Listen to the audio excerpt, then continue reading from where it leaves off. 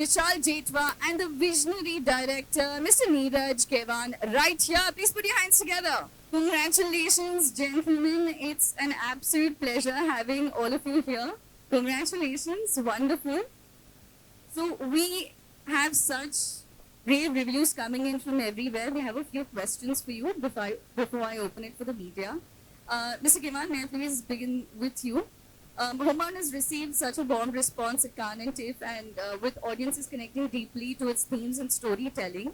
As the director, what does this global recognition mean to you personally, and how do you see it shaping the journey of the film as it comes home to Indian audiences on 26th September? Honestly speaking, first about the Oscar, I mean, I think it's been what 2 days and still all of us are in disbelief. We are very, very thrilled, very, very feeling honored and humble because we feel that the stories of our heartland, our people, are stories that are deeply humane. So that is the message that we're going with, and that going on a global stage is a huge thing for us.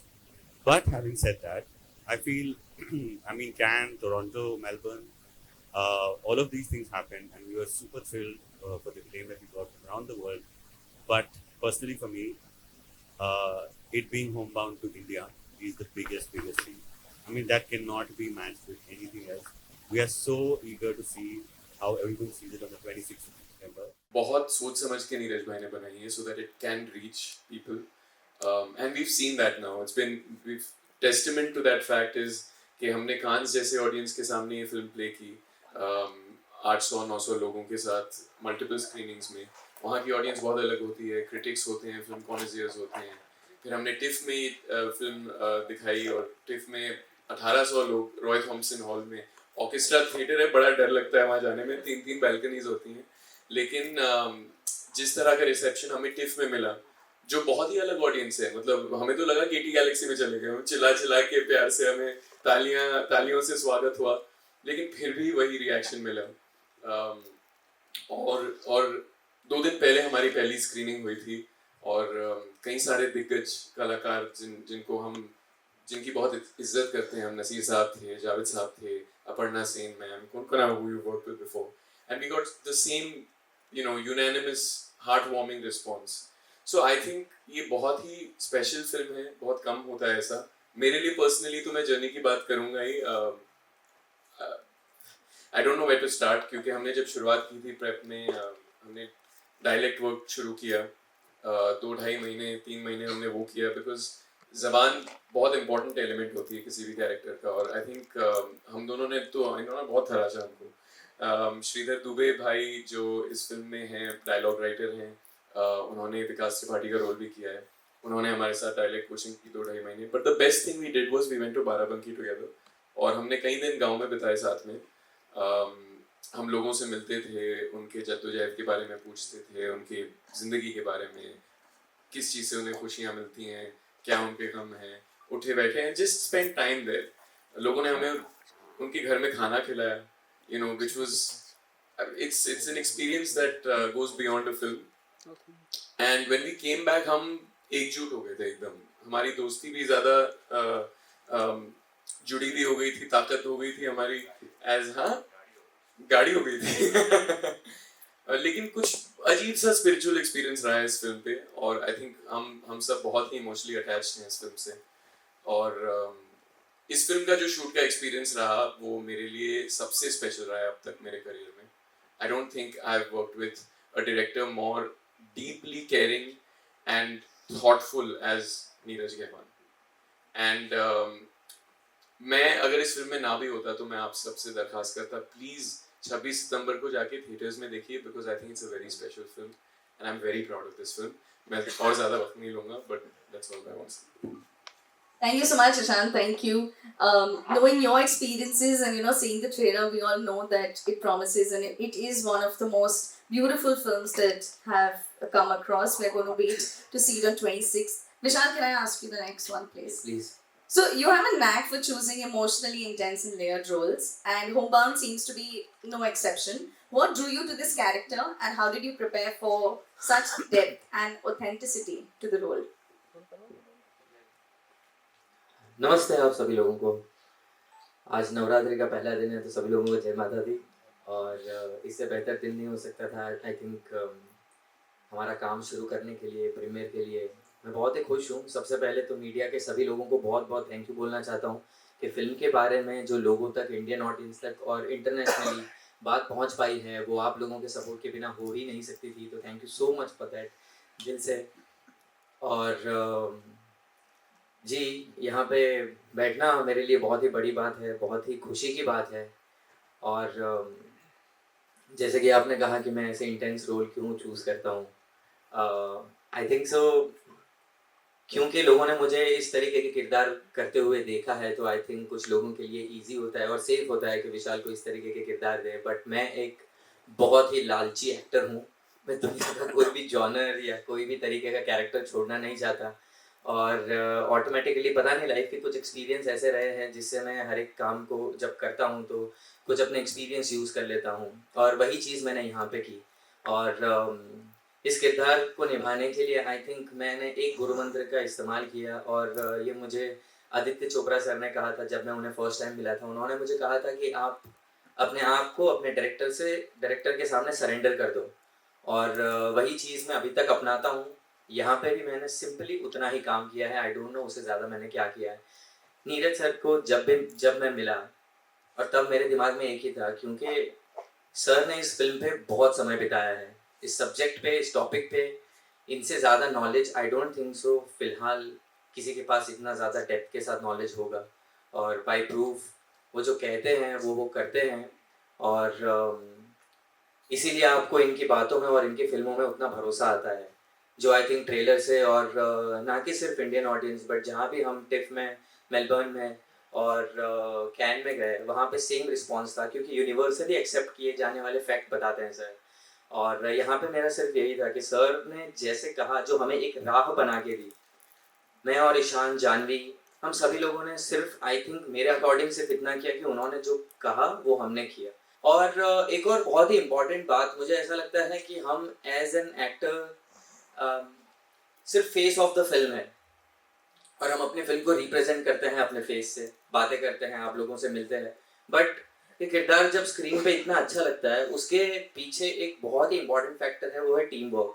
जब आप trailer देखते हैं तो जिस impact के साथ वो बताया जाता है, जब फिल्म देखते हैं तो उसमें जो लाइट लगी है, जिस तरीके से डीओपी ने काम किया है, वहाँ पे मेरे साथ जो स्पॉट दादा हमें चाय देते हैं, लाइट दादा जो सुबह से रात तक मेहनत करते हैं और सेट पे हमसे पहले आ जाते हैं, हम हमारे बाद जाते हैं। तो आई थिंक उन लोगों का जो कंट्रीब्यूशन है वो एक बहुत ही बड़ा कंट्रीब्यूशन है। और हमारी फिल्म एग्जैक्टली इस बारे में बात करती है, जिन्हें रिकग्नाइज नहीं किया जाता, एक्नॉलेज नहीं किया जाता, हम उनके बारे में बात कर रहे हैं। तो आज ये मौका मिला है, तो मैं उन सभी लोगों को थैंक यू बोलना चाहता हूँ जो इस फिल्म के साथ जुड़े भी हैं, या फिर जिन्होंने शायद इंस्टाग्राम पे ही सही सिर्फ एक लाइक भी किया है, तो वो भी एक बहुत ही बड़ा सपोर्ट माना जाता है। तो I really appreciate that, acknowledge that, and I am so thankful कि इतना प्यार मिला। और आई थिंक ओवरवेलमिंग एक्सपीरियंस था। Thank you so much, thank you.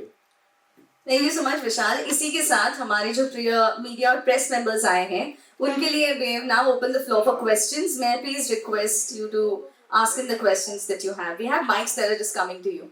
Hello, Mr. Neeraj Gaiwan. I want to ask you, there's several issues that you have tackled in the film: religion, caste, then patriarchy. That's very interesting. That angle was very interesting.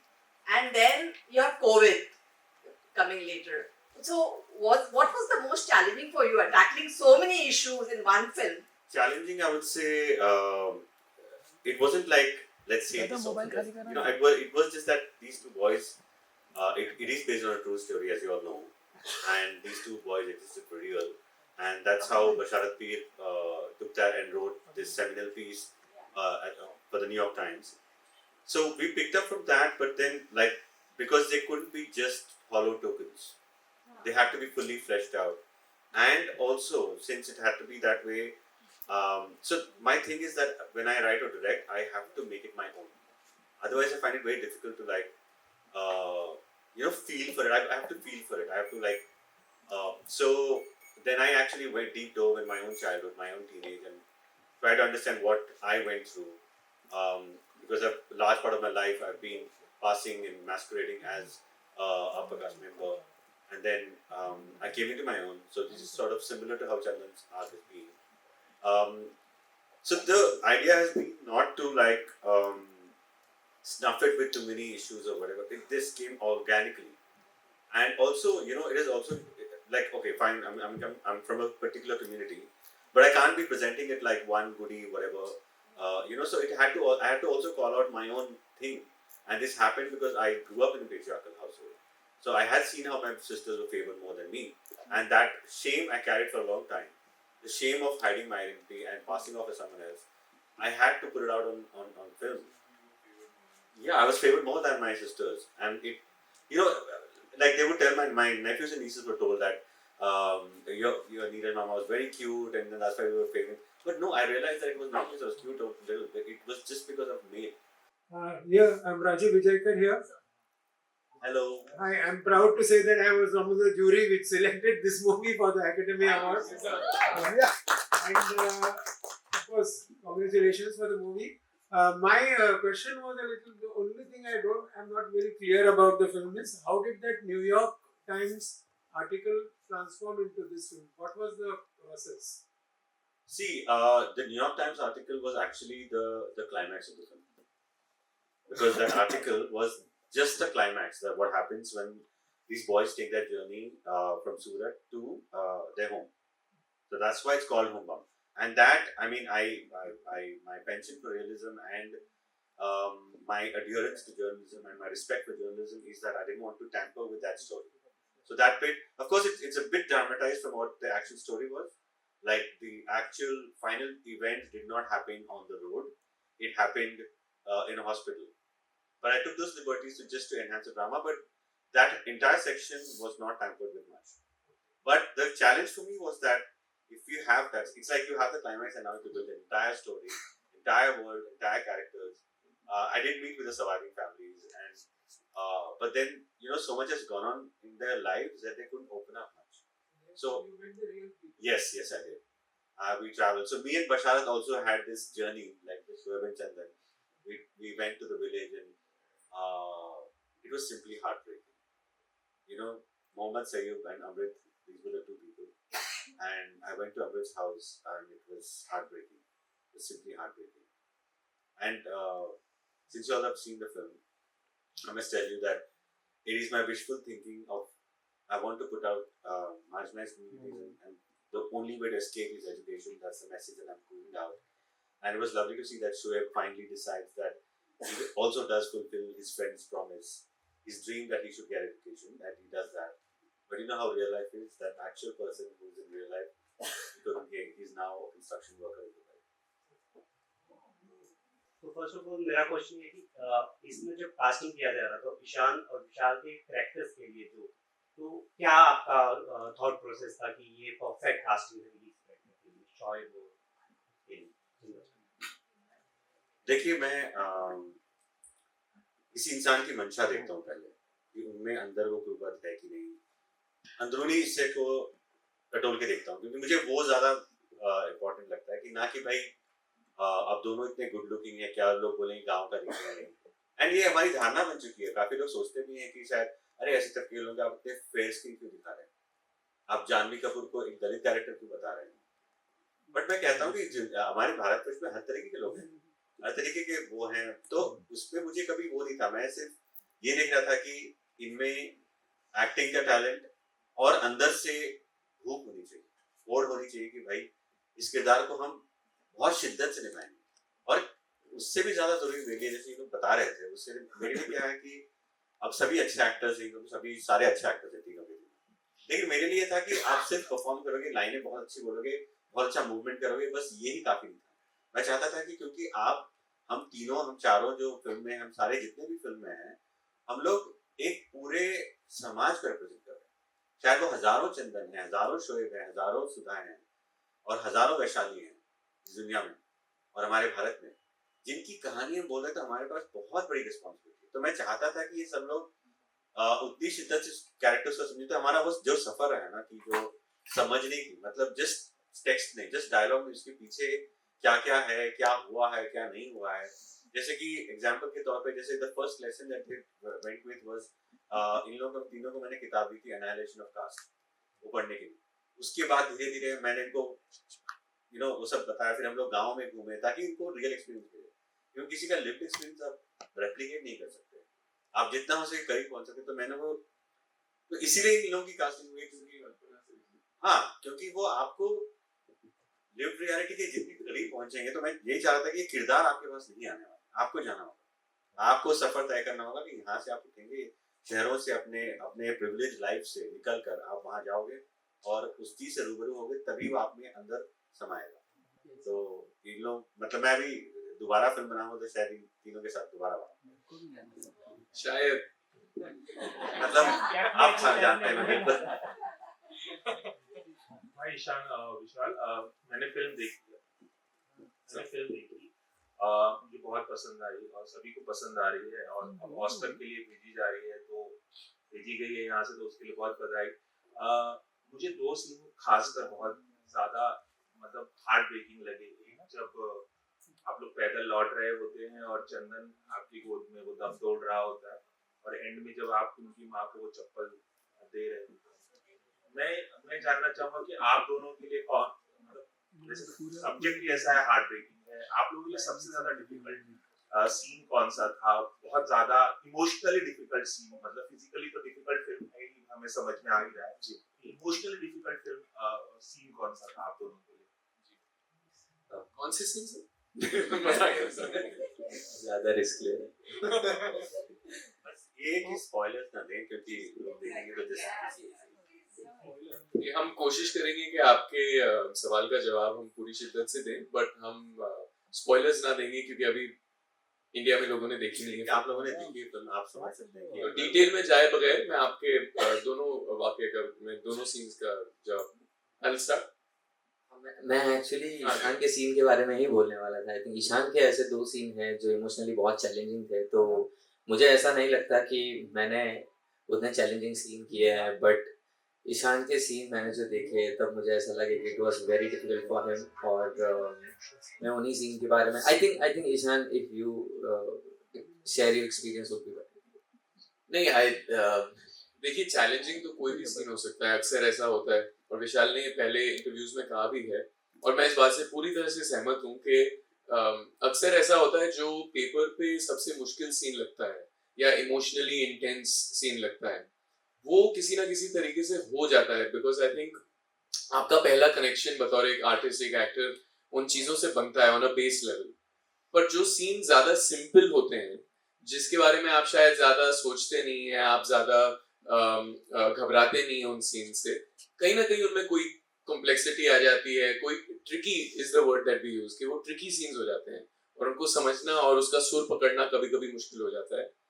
इस film में मेरे साथ पहली बार ऐसा हुआ, अक्सर मेरे साथ ऐसा ही होता है, और विशाल का भी एग्जांपल है, तुम प्लीज जवाब देना अपना, क्योंकि he is being very humble, but Vishal ने मतलब जबरदस्त काम किया है इस फिल्म में। I am so proud of the work that he has done, and not just me, I think everyone in our team is. और एक चीज ऐड करूंगा, जैसे विशाल का पूरा जो कोविड चल रहे हैं, मुझे बीच बीच में लग रहा था कि सच में बीमार तो नहीं पड़ गया, पर देख लो कि वो सच इतना इसने रियलिटी से वो किया है ना, मतलब मैं चेक कर रहा था ये ठीक है ना। और एक छोटा सा मैं इसमें ऐड करने का एग्जांपल दूंगा, एक सीक्वेंस है फिल्म में, उसी वॉक में जब फिजिकल एक रिएक्शन आता है इनका, तुम्हें पता होगा मैं किसकी बात कर रहा हूं, जरा ढूंढिएगा उसको फिल्म में, तो इतना कमाल किया इसने, हमको वाकई में लगा था कि ये शायद बीमार पड़ गया, तो और भारी भी था, बट और किलो कम करने के बाद भारी था। मैंने भी तो कम किए थे, सामान भी था। तो ये है कि पहली बार मेरे साथ मेरे करियर में ऐसा हुआ कि जो सीन पेपर पे सबसे मुश्किल था वो ही साबित हुआ सबसे मुश्किल मेरे लिए परफॉर्म करने में, और वो वही सीन है जिसका आप जिक्र कर रहे हैं। आई थिंक कि एक तरह से देखा जाए तो पूरी फिल्म उस पे कहीं ना कहीं हिंज कर रही थी। फिल्म का जो वजन था उस सीन पे बहुत भारी था, और क्योंकि वो सीन असली आर्टिकल से लिया गया है और बेस्ड इन रियलिटी है, तो एक जिम्मेदारी और भी बढ़ जाती है कि हम उसको पूरी ईमानदारी से परफॉर्म करें और मैनिपुलेट बिल्कुल भी ना करें। तो वो था बहुत मुश्किल सीन परफॉर्म करने में, और उसकी कहानियां भी कई सारी हैं जो आई थिंक पोस्ट रिलीज हम शेयर करेंगे। लेकिन आई थिंक नीरज भाई ऐसे डायरेक्टर हैं जो कभी हिचकिचाते नहीं है, कभी हेजिटेट नहीं करते स्टेक्स आपके बढ़ाने में। वो कह भी देते हैं कि देखो यार ये मेरी पहली फिल्म में मजीदी सर मेरे साथ किया और मैं एक जवान एक्टर था, मेरा क्राफ्ट रहा था, लेकिन मुझे डरा डरा के भी करते थे, and that was not the intention, but he would always say कि ये बहुत जरूरी सीन है and we can't take it for granted and we can't be lax on this. तो आई थिंक हम दोनों डरे थे इस सीन को लेकर कुछ हद तक, लेकिन आई थिंक जिस तरह का माहौल नीरज भाई के सेट पे होता है, everything is supporting the actor, everything. एक चीज मैं कहूंगा, गेट कीप नहीं करेंगे इस चीज को, एक प्रोटोकॉल है इनके सेट पे जिसको ये कोड 360 बुलाते हैं। तो कुछ ऐसे सीन्स हैं जो बहुत इंटेंस सीन होते हैं जिसमें कोड 360 लागू हो जाता है हमारे सेट पे। तो फर्स्ट एडी सेज के कोड 360 एक्टिवेटेड, तो सारे यूनिट के मेंबर्स हैं, वो जो सीन का जो टोन है, सीन का जो सुर है, उसमें फंक्शन करने लगते हैं, उसी सुर में काम करने लगते हैं। तो कई इमोशनल सीन है तो लोग जोर से बातें नहीं करेंगे, एक्टर को बिल्कुल भी छेड़ेंगे नहीं, एक्टर से बातें नहीं करेंगे। क्लैप भी अगर दी जाएगी तो सॉफ्ट क्लैप दी जाएगी शॉट्स के पहले। अगर गुस्से वाला सीन है तो क्लैप, हार्ड क्लैप हो। ऐसे क्लैप जो सीन का टोन है, इमोशन है, उसके हिसाब से देना, उसी टोन में देना। तो इन चीजों से बहुत फर्क पड़ता है। नीरज भाई म्यूजिक भी यूज करते हैं जो मेरे लिए सबसे बड़ा बोन है। अगर मेरे करियर की शुरुआत से कोई एक प्रोसेस है, क्योंकि मैं मानता हूँ कि हर फिल्म के हिसाब से प्रोसेस आपको बदल लेनी चाहिए, एक्टर की प्रोसेस फिल्म पे कभी हावी नहीं होनी चाहिए। लेकिन अगर एक कोई ऐसी चीज है जो मैं पर्सनली हर फिल्म से एज ए रिचुअल करता आया हूँ, वो है use music.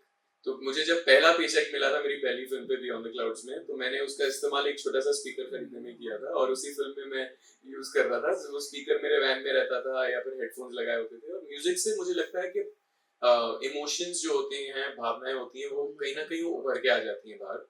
That's my feeling and I think it's a very simple thing to get out of your head.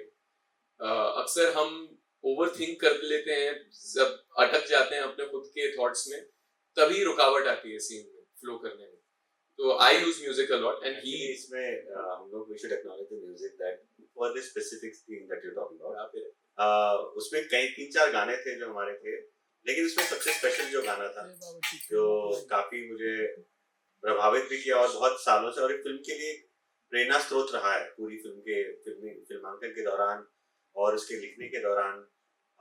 मैं सुबह उठ के मतलब 4 बजे उठ के लिखना शुरू करता था और कुछ नहीं आता था, वो गाना सुनता था तो कहीं एक मिल जाती थी। वो था राह पे रहते हैं, जो गुलजार साहब ने लिखी है, आदि बर्मन, नमकीन पिक्चर का गाना है। तो ये मतलब मैंने ईशान बहुत सुनने लगा था, मैंने बोला तुम मत सुन क्योंकि वो क्लाइमैक्स क्लियर है, उसको यूज मत कर जा रहा। Sorry to interrupt. Last 2 questions. इनको कॉफी पिला दीजिए प्लीज, बहुत ज्यादा अंग्रेजी ले रहे हैं। I have a question here. Hi, I have a question here. I'm Princy from The People Bazaar. I've been caring for a film on my Instagram. My question is to all 3 of you. The film has been received very well across all international platforms, and now it's pitched for yet another bigger international platform. What do you think is, what would you want the biggest takeaway that the global audience take from this film? I think it's a cumulative answer that all of us will agree. It's empathy. We really want, and that's our core message, that we want. You know, there are many kinds of people, many kinds of communities and everything, but I think it's eventually people failing people. So our entire goal has been making this film is that people that don't look like you, that don't talk like you, that don't think, that have different worldviews and value systems, and also maybe ideologically different. I'm saying that we should have empathy even for those, because it's gone on too much that there's so much hate and there's so much of disdain for each other that it's about time across the world that we just stop and take a beat and maybe have a conversation, a dignified conversation, and engage in dialogue and not engage in, you know, aspersions and like squabbles and stuff. So that's my intent. Seconded, and I think just to add to that, sometimes it's not necessary to accept another person's way of living, ideology, way of thinking. You do not have to accept it as your own or accept it at all. Sometimes it's enough to just lend a ear and listen and have the tolerance, or I don't even like the word tolerance because intolerance क्यों नहीं होनी चाहिए. I feel just to have the openness of heart to just listen and make space for the other person. That's it. I think sir ने और ईशान ने हर एक चीज़ बता दी. मैं छोटे सेंटेंस में आई थिंक इतना कहना चाहूँगा कि इंसान को इंसान की तरह देखना चाहिए और उसके बीच में जाति या रिलीजन या कलर, हाइट, बॉडी, क्या खाता है क्या नहीं, उन तरीके से नहीं देखना चाहिए. और दूसरे के पॉइंट ऑफ व्यू अंडरस्टैंड करने की अगर कोशिश करें तो आई थिंक हर एक प्रॉब्लम का सॉल्यूशन हो सकता है. प्यार को प्यार रहने तो रिश्तों का एग्जाम. अगली फिल्म में सर डायलॉग सारे लिखेंगे. गुलजार साहब दोबारा. Hello, sir, this is Vijita from Filmpare this side. My question is for Neeraj, sir. So this is your second feature film in 10 years. So It took me to 10 years. yes, why this? Because you're such a great filmmaker. Were you waiting for something that that felt good, that excited you? Why this? Honestly, I for the past 10 years I've been trying to answer that question myself and I've not got that answer. But what has come to me is that I think I'm extremely and deeply hungry to make something that forces my inner. I mean, it makes me get out of bed and just scream and want to make it. So it's not at all as per what people would imagine. That it's not an aspiration for greatness. It's just that it has to move me. It has to make me feel part of a larger cosmos, a larger conscience that is beyond our existence. Or there was a biopic that I was going to make. So then I also made some couple of shorts and TV shows that I've done. But yeah, nothing moved me like the biggest thing that I feel about this film that drove me was friendship as a vessel. The vessel of friendship that you can talk about so many things. And actually there's no substitute for that in English, but I would say that Hindi में बोलते हैं कि जो मित्र और मैत्री, तो उसका बहुत फर्क है. तो ये फिल्म मैत्री बता रही है कि उसके दोस्ती के माध्यम से आप काफी चीजों का मेटाफर लेके, आप इंफॉर्मेशन लेके बता रहे हैं कि दो दोस्त ही नहीं, दो परिवार, दो गुट, दो समाज, और जो हमारा जो फासला है जो अर्बन और पुअर का भी, हम सबको एक जगह एक पॉइंट पे सोच के मैत्री लानी चाहिए. Thank you so much. Ladies and gentlemen, this film has traveled across the world and finally, it's homebound. 26th September. May I please thank all for wonderful gentlemen. Thank you so much for joining us here. A huge congratulations. And I'm sure our lovely photographers are waiting for the pictures. Before we finish, I just want to make a very, very sincere urge to all of you. आप सब में से जिसने भी film देखी है या जो भी देखने वाले हैं, अगर आपको पसंद आए तो प्लीज हमारा सहयोग करिए इस फिल्म के बारे में अवेयरनेस स्प्रेड करने में. ऐसी फिल्में बहुत कम बनती हैं. मैं तो 7-8 साल अपने करियर में मैं प्यासा भूखा इंतजार कर रहा था कि कोई ऐसा किरदार मिले, कोई ऐसी कहानी मिले, लेकिन सर खुद 10 साल रुके हैं. And I just want to add to the question that you asked about sir. ये ऐसी फिल्में इसलिए बनाते हैं because he walks the talk. वो जो प्रैक्टिस करते हैं, वो जो प्रीच करते हैं, वो प्रैक्टिस करते हैं. वाकई में बहुत ही जेन्युइन इंसान है. ऐसे बहुत कम लोग होते हैं दुनिया में, ना सिर्फ फिल्म इंडस्ट्री में. तो ये सारी जो फीलिंग्स हैं जो वो ऑडियंस में लाना चाहते थे, सबसे पहले he is been through them, and we have seen that very closely. तो ये बहुत ही फेल्ट फिल्म है, बहुत ही दिल से आई है. और हमारी but that intention doesn't always translate, and for that you need an excellent filmmaker. And I think Neeraj भाई कमाल के डायरेक्टर हैं, लेकिन उससे भी बढ़कर फिल्ममेकर हैं, और फिल्म इनकी दूसरी आ रही है 10 सालों बाद. तो प्लीज हमारी मदद कीजिए in spreading the word. Homebound 26 सितंबर को आ रही है सिनेमाघरों में. Please. Sorry, I am also had some really important thing. देखिए, मतलब मैं अभी डायरेक्टर की पदवी से बाहर निकल के मैं एक बार इस फिल्म को देखना चाहूंगा. तो मैं बोलूंगा कि आप सबने फिल्म देखी है और आप सब पत्रकार, मैं भी किसी जमाने में पत्रकार था, तो मैं पत्रकार की इंटेग्रिटी को समझता हूँ और आपकी फ्रीडम को मैं समझता हूँ. लेकिन मेरी एक गुजारिश है कि आप लिखें, बखूबी लिखें, बहुत प्रमोट करें हमारे लिए, हमारी बहुत अच्छी बात है. लेकिन जो लास्ट का जो सीन है वो मेरे I mean, again, अब मैं कह रहा हूँ कि मैं डायरेक्टर से बाहर निकल के बोल रहा हूँ कि शायद probably last कुछ decades में I would say I have seen such a performance come out from an actor, the climax scene that is done. And you know, अगर आप spoiler दे देते कि उसमें होता क्या है, you know, आप लोगों को जो experience हुआ है शायद उन लोगों को ना मिले. You'll rob them off of that experience. So I would request to not talk about that thing. You can definitely talk about their performance for that scene, but not what happens in it. Thank you. मैं भी अब सबने कहा मैं भी थोड़ा सा left out feel हूँ.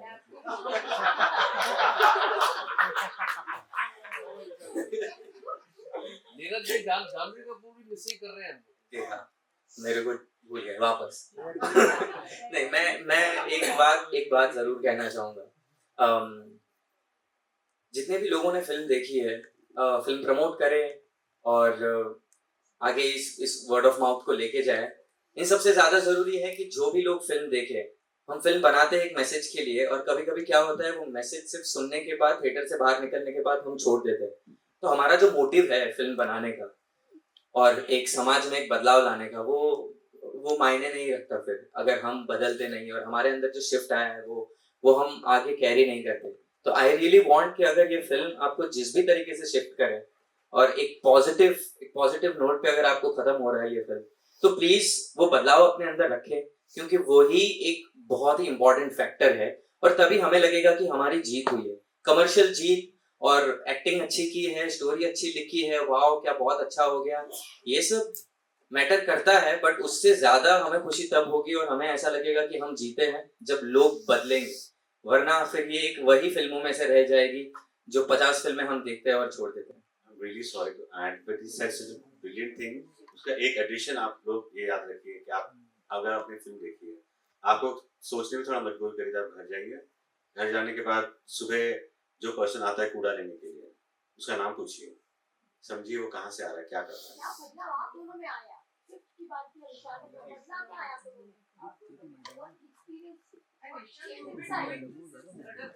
क्या चीज मैम? अच्छा, सबसे पहली चीज मैम जो मुझे बहुत खूबसूरत लगी, नीरज भाई किसी भी फिल्म को शुरू करने से पहले एक टीम मीटिंग करते हैं. तो हमारे फिल्म के जो पहले 3 दिन थे उसमें ज्यादातर मेरे जो ऑफिस के सीन्स थे वो थे, तो मैं थोड़ा जल्दी पहुंच गया था वहां पर. तो मैं बैठा उस टीम मीटिंग में, और जिस तरह की चीजें उन्होंने अपनी टीम के साथ शेयर की कि इस तरह से हम काम करेंगे दोस्तों. सबसे पहली चीज तो ये किसी को भी अपने से नीचा नहीं समझते. There is genuinely no hierarchy on a set.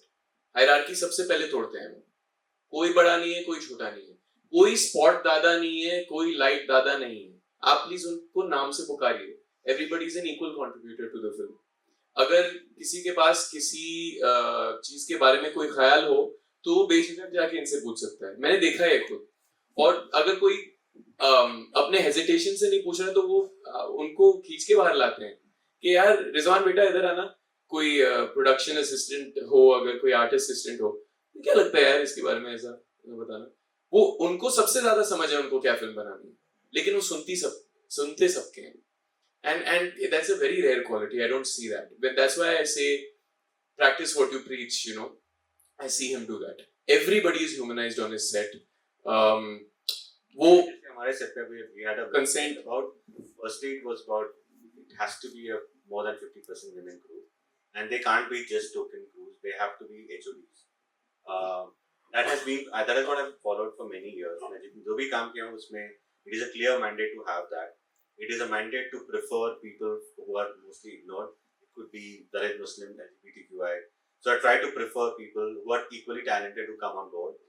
And also, जैसे ये standard diktat था, everybody, that you have to address each other with name. You cannot address them as spot dada, setting, lighting, वो नहीं होगा, tailor नहीं बोला जाएगा. और उनको आपस में, like if you say, then you'll have to, crew को बोला गया था कि आप पूरे practice करो. आप नहीं बुझा कर बोलेंगे तो this is not done. And of course, safety is primordial. लेकिन ये जो inclusivity की आप बात कर रही हैं, जो पूछ रही हैं, बहुत कम ऐसी फिल्में होती है जो करने के बाद, जिसका किरदार निभाने के बाद आपके अंदर एक चेंज आता है. वैसे तो हर एक किरदार आपके अंदर कुछ ना कुछ बदलाव लाता है, कुछ आपसे लेता है और कुछ आपको देता है. बट इस फिल्म में हम एक बहुत ही इम्पोर्टेंट मुद्दे पर बात करते हैं जो कि मुझे बहुत यूनिवर्सल लगता है। हर एक लोग अपने अपने मायने में अपने अपने एक्सपीरियंस है किसी ना किसी तरीके से खुद को एक्सेप्ट नहीं कर पाते, खुद की आइडेंटिटी को एक्सेप्ट नहीं कर पाते। तो इस फिल्म से मैं अपने आप को ज़्यादा एक्सेप्ट कर पाया हूँ और ये बदलाव मेरे अंदर नीरज सर ने लाया है। इस राह पे कदम बढ़ाने चाहिए, मुझे नहीं पता था, और इसके पीछे एक ऐसा छुपा हुआ रीज़न था जो मुझे नहीं पता था, वो था एक्सेप्टिंग योरसेल्फ। तो मैंने जब अपने आप को एक्सेप्ट कर लिया कि यस मैं ऐसा नहीं हूँ, मेरी अपब्रिंगिंग ऐसी नहीं रही है, मेरी लाइफ के एक्सपीरियंस, मेरे मम्मी पापा मुझे उतने अच्छे स्कूल में एजुकेशन नहीं दे पाए हैं, बट वो जो कर पाए हैं वो ये है, और इसी की वजह से मैं आज यहाँ पे बैठा हूँ। तो मुझे नीरज सर ने यही कहा था कि तू यहाँ पे जब है तो तू सिर्फ इसी वजह से है क्योंकि तू जितना है उतना ही है, तू उससे कम होता तो भी शायद यहाँ नहीं होता, और तू इससे ज्यादा होता तब भी शायद यहाँ नहीं होता। तो अगर मैं बहुत ही क्लासी और बहुत ही कूल डूड तरीके से बिहेव करता तो शायद मैं इस फिल्म का पार्ट नहीं होता, आज हमारी फिल्म ऑस्कर में नहीं गई होती। तो आई थिंक एक्सेप्टिंग योरसेल्फ, तो ये वास्तविकता में तुम जो हो, जो अंदर से हो, बस वो ही है, इसीलिए तो हम तुमको चूज किए, तो वो उसको कभी नहीं छोड़ना।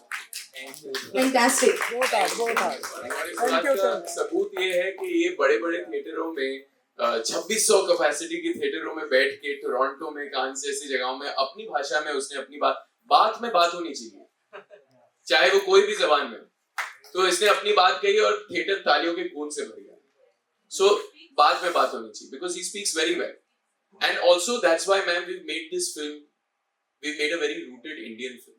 हमने अवधि हिंदी में फिल्म बनाई है, हमने अंग्रेजी में फिल्म नहीं बनाई है फेस्टिवल्स के लिए, और फिर भी वो बात उन तक पहुंच गई। सबटाइटल्स हो जाते हैं बट बात उन तक पहुंच गई। Fantastic. Ladies and gentlemen, with that हम कहानियां तो रोज देखते हैं, लेकिन एक ऐसी कहानी जो बदलाव लाए कभी कभी आती है, ऐसी कहानी 26 सितंबर को आप देख सकते हैं at a theater near you.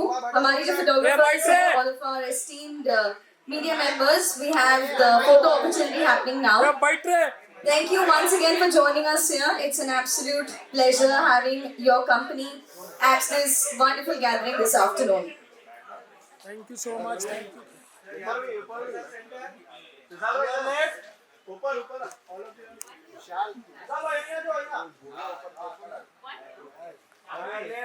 Nice, very nice.